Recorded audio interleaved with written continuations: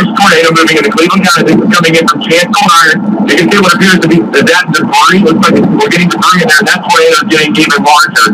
That is a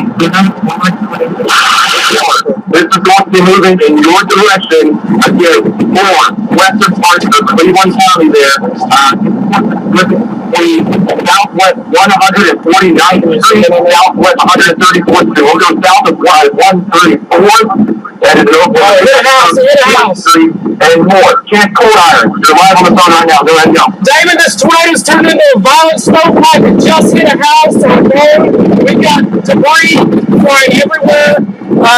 It's a quarter mile west of I-44 and the river.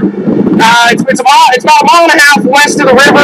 This is going to be, let me see here, 37. It should be coming up on 37, but it's violent now. We're in the